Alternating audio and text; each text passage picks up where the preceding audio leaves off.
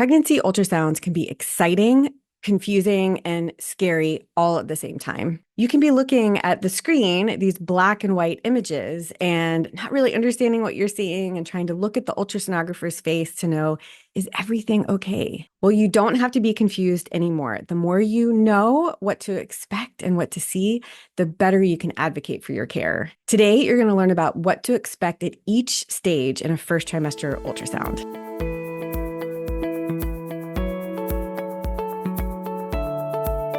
I'm Dr. Lora Shahine. I'm a double board certified OBGYN and reproductive endocrinologist helping people with first trimester ultrasounds for over 20 years.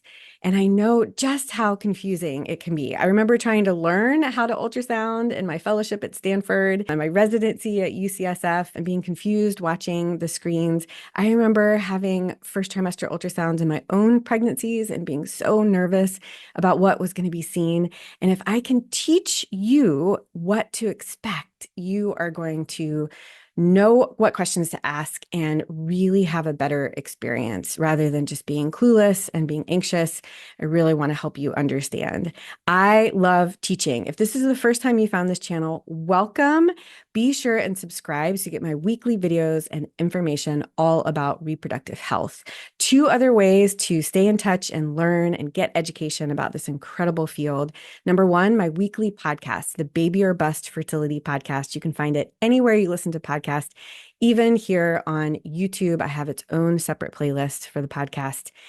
Interviews each week and deep dives into reproductive health information and topics. The other way is signing up for my newsletter. There's going to be a link in the description below.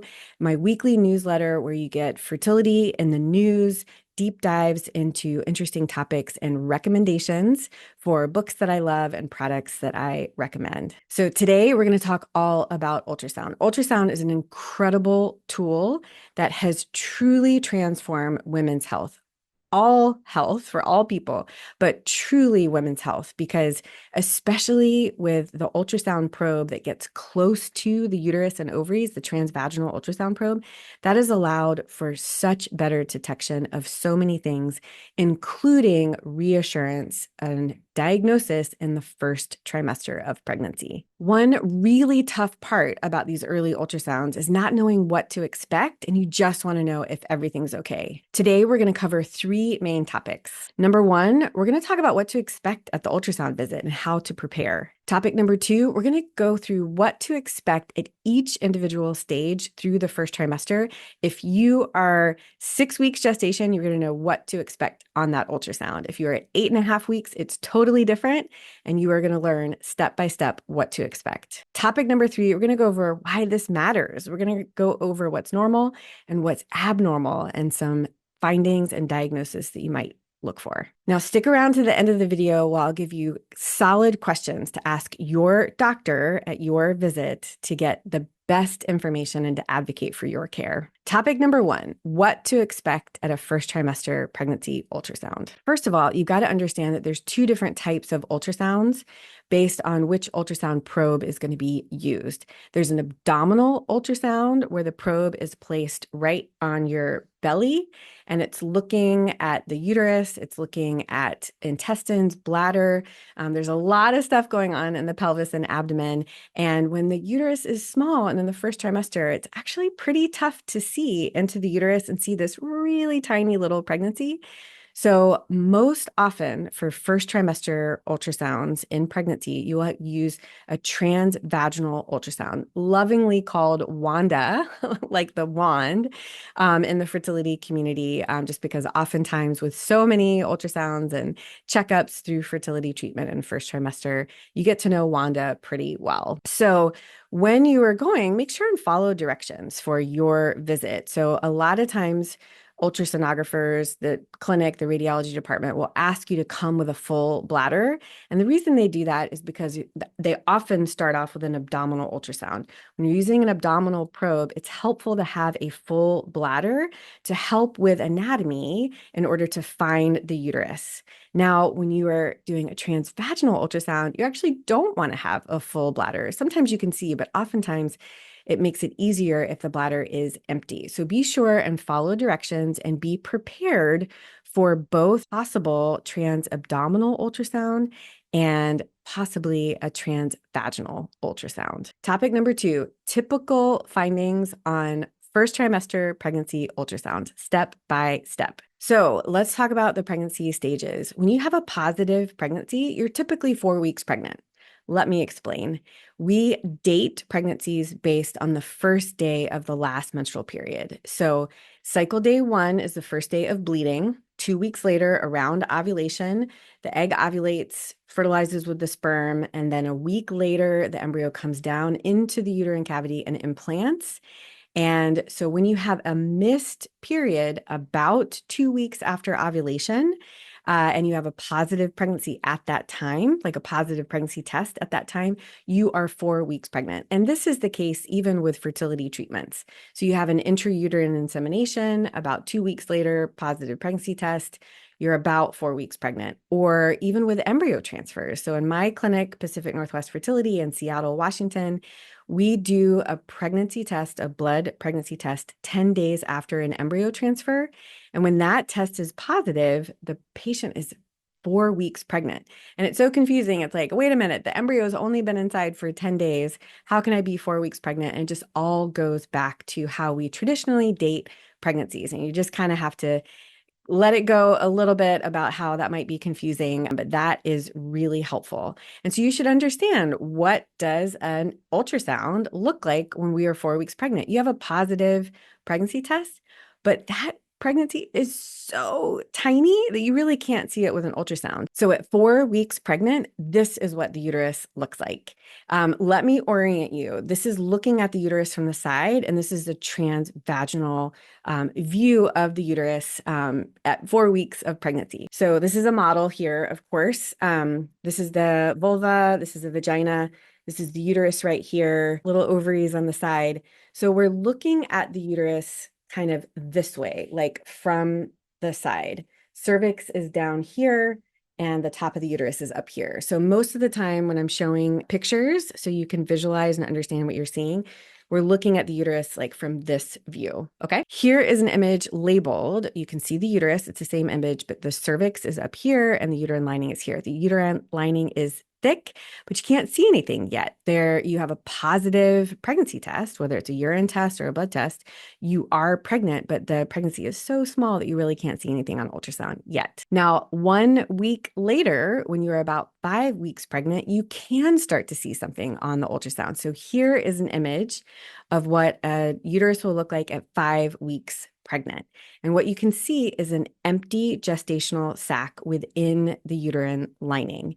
This is 5 weeks pregnant. This is what you would expect. So still no little fetus or heartbeat or anything like that, but you can see the gestational sac there. Fluid on an ultrasound is dark black. That's why you can sort of see like a bladder. If it's there, it's filled up with fluid.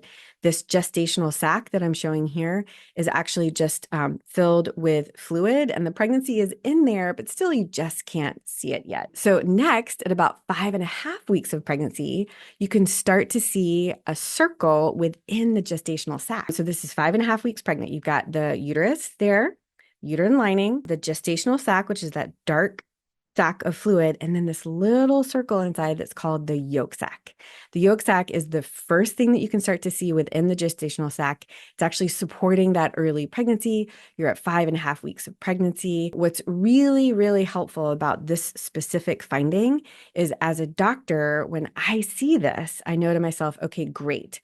This person is pregnant and the pregnancy is inside the uterine cavity. Sometimes when people are having early ultrasounds and we're not sure where the pregnancy is, maybe it's an ectopic pregnancy outside of the uterus, maybe in the fallopian tube, or maybe it's in the uterus. We're trying to figure these things out. When we see this, a yolk sac within the gestational sac, within the uterus, we say, this is an intrauterine pregnancy. And if you are not sure when someone got pregnant, they got pregnant spontaneously, they aren't sure when they ovulated, they didn't do fertility treatment, so you're not exactly sure, when you see this, you can say, hey, I think you're about 5.5 weeks pregnant, and it'll probably be recommended that you come back in a week or two for follow-up to kind of see that growth. Next, this is what it looks like when you're 6 weeks pregnant. Look at how much has changed in only 2 weeks. The body is amazing. So we've got the uterus here, still that sideways view. We've got the dark gestational sac or fluid, the yolk sac, that little circle, and then right next to the yolk sac is the fetal pole. This is the pregnancy. It's about the size of a grain of rice, or sometimes people say a poppy seed. It is so small, and this is what a pregnancy looks like at about 6 weeks pregnant. Next, this is what it looks like at about 6.5 weeks of pregnancy. What's different? Well, the fetal pole is a little bit bigger, and I know I can't show you this in a still image, but at 6.5 weeks pregnant, you start to hopefully see a little cardiac flicker. It is amazing. So in the middle of the fetal pole, you'll see just this little flicker or flash of a heartbeat. And that is just so reassuring that things are developing appropriately. In my clinic, when we're checking on the viability of a first trimester pregnancy, we often will have people come in at about 6.5 weeks, because if we can see all of these things, a gestational sac, a yolk sac, a fetal pole, and a cardiac flicker, it is just so reassuring for the pregnancy. And that's really important, because if someone comes in, they know when they had an embryo transfer, they know that they should be 6.5 weeks of pregnancy, but we only see an empty gestational sac. Sometimes we're worried that maybe the pregnancy has stopped developing. So these stages and these things that we're looking for at each individual part and along the way of the journey of that early pregnancy is just so helpful when all you want to know is everything okay? And so you can get a snapshot. And if you see this, you're at 6.5 weeks of pregnancy, you can feel, wow, things are going okay. And then finally, towards the end of the first trimester, at about 8.5 weeks, this is usually the last time that we see our patients in the fertility clinic before they graduate and go on to the rest of their obstetric care. We see them at about 8.5 weeks. And I lovingly call this the gummy bear stage. Fetus is a lot bigger. We have little limb buds, little arm buds, and leg buds. And sometimes we even see the fetus dancing a little bit and movement. And it's just absolutely incredible how much a pregnancy can change over just about 2 months. Topic number 2, why is this so important? It's important for many reasons. It's a way to get reassurance early in the pregnancy that things are developing appropriately. And it's an important way to date pregnancies. If someone isn't sure when they got pregnant, we've done so many ultrasounds through pregnancies over decades that we really have learned what to expect at each developmental stage. So if someone comes in and sees this image, they aren't sure when they got pregnant, but they've got the gestational sac, the yolk sac, and a fetal pole that's measuring about 6 weeks, you would say, hey, you're about 6 weeks pregnant. So dating a pregnancy can be really, really important because it helps with the rest of the obstetric care and knowing what to expect. But if you come in and the doctor or the radiologist sees this image and does measurements and compares, they could tell you, actually, you're 8 weeks along or 8 weeks pregnant. So the developmental stages, knowing what to expect, can help date early pregnancies. And again, if you do a fertility treatment like a intrauterine insemination or an embryo transfer, you know where you should be at about 6.5 weeks of pregnancy. I've got that image up here again. And you come in at that time and you see what you're supposed to see. It can be very reassuring. But it's also important to realize that sometimes you can come in for that reassuring ultrasound and you might not see development that you would expect to. So if you come in at 6.5 weeks gestation, you know when you got pregnant, whether it's through treatment or you're sure you know when you ovulated. And if you see this image, then you know this looks like a pregnancy that's about 5 weeks along. And really, it could be a miscarriage. It could be that the pregnancy did happen. You had a positive pregnancy test. It got to about 5 weeks gestation. And then it's a week and a half later, but just nothing else has developed. And so sometimes people, this is how they figure out how they are having a pregnancy that's not going to continue. This finding, like if this person came in without any signs and symptoms of bleeding or cramping, they just find an pregnancy image like this could be a miscarriage. If this has happened to you, it's devastating. I am so sorry. I do have a video here on missed miscarriage that can really explain the diagnosis and explain the possible next steps. I hope that that video can be helpful to you. This particular type of miscarriage is called a blighted ovum, meaning all you see is a gestational sac. We don't use blighted ovum medically or academically as much anymore, but I know it's out there and some people still use that. I do also have a whole video just on blighted ovum and helping you understand what that means. And I hope that could be helpful. Another thing that can happen is you could be pregnant and moving along in the pregnancy. Maybe you're at about 5.5 weeks of pregnancy and you go in to have an ultrasound and you see this, which there's no gestational sac. It's just a thickened endometrial lining or lining of the uterus. Then you might say, gosh, I think the pregnancy has stopped developing. So these early ultrasounds can help people get information sooner. But also, it could be that you're 5.5 weeks pregnant, you're 6 weeks pregnant, you go in, you see this image, and there's nothing in the uterus. Your doctor might want to talk to you and give you precautions and follow you very closely, but it could be an ectopic pregnancy. You are pregnant. You should be 5.5 weeks. You should be 7 weeks along.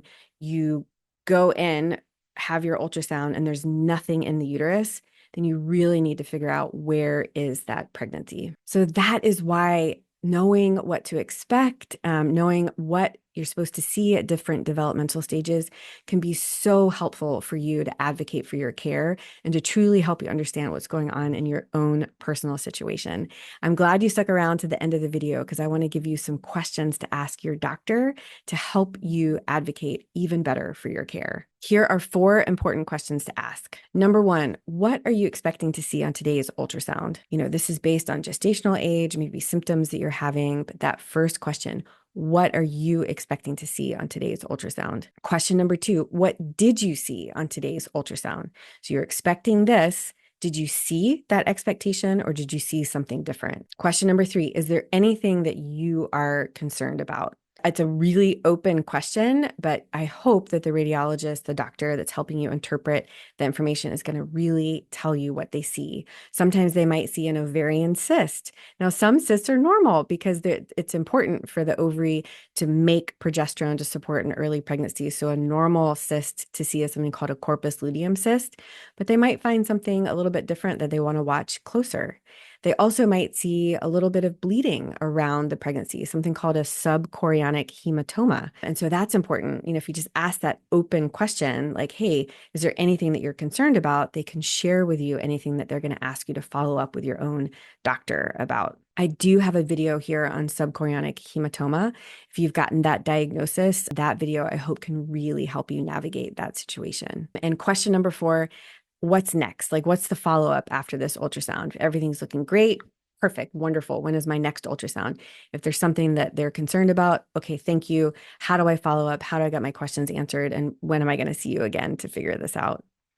I hope this video was helpful. I think knowledge is power, and understanding what you're supposed to see and what to look for is really, really beneficial. Like this video if you learned something, comment with questions that you have, share this video with a friend that's going in for a first trimester ultrasound. That can help that person so much. Be sure and subscribe to this channel so you get my weekly videos all about reproductive health. And until next week, wishing you love, luck, and pineapples.